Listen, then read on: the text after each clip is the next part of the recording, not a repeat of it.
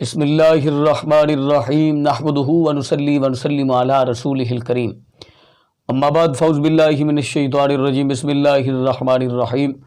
دوستو آج ہم ایک بہت اہم موضوع پر بہت اچھے ٹاپک پر ویڈیو لے کر آپ کی خدمت میں حاضر ہوئے ہیں، گفتگو کرنے جا رہے ہیں۔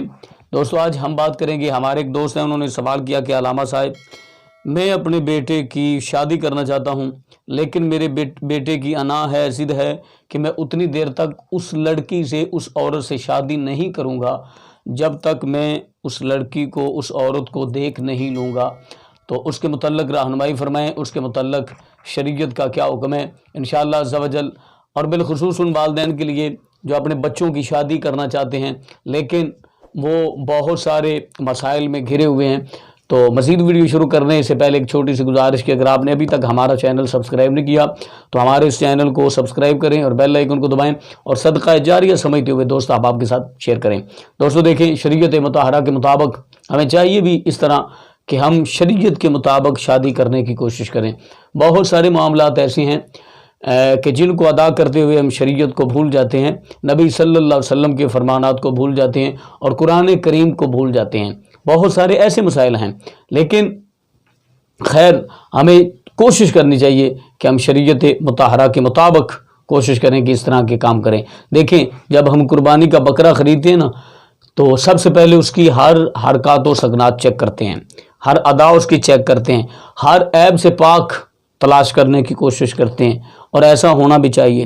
تو جس کے ساتھ آپ کے بیٹے نے یا کہ آپ کی بیٹی نے زندگی گزارنی ہے، زندگی کا حصہ گزارنا ہے، تو اس کے لیے بھی تو بیٹے اور بیٹی کو ضروری ہے نا، بیٹے اور بیٹی دونوں کو ضروری ہے کہ وہ ایک دوسرے کو دیکھیں۔ شریعت مصطفیٰ کے مطابق ہمیں عمل کرنا چاہیے۔ حدیث نبوی صلی اللہ علیہ وسلم ہے، جب اپنے بچوں کی شادی کرو تو کم از کم ان کی رضامندی کے متعلق پوچھ لیا کرو، یا کہ لڑکا لڑکی ایک جھلک ایک دوسرے کو دیکھ لیں، تاکہ انہوں نے اپنی زندگی گزارنی ہے، تاکہ انہوں نے اپنی مستقبل اور اپنی زندگی کے متعلق جو ہے وہ فیصلہ کرنا ہوتا ہے۔ اس لیے بہت سارے معاملات ایسے ہوتے ہیں کہ والدین اپنی مرضی سے شادی کر دیتے ہیں اور چند دن کے بعد جناب وہ مسائل پیدا ہو جاتے ہیں۔ جب لڑکا اور لڑکی ایک دوسرے کو دیکھیں گے تو پھر کیا ہوگا؟ والدین بری الذمہ ہوں گے۔ بیٹا بیٹی یہ نہیں کہہ سکے گا کہ آپ نے اپنی مرضی سے کیا ہے، یہ سب آپ کا قصور ہے۔ تو جب لڑکا اور لڑکی ایک دوسرے کو دیکھ کے کریں گے تو والدین بری الذمہ ہو جائیں گے۔ تو ہمیں امید ہے کہ آج کی ہماری ویڈیو آپ کو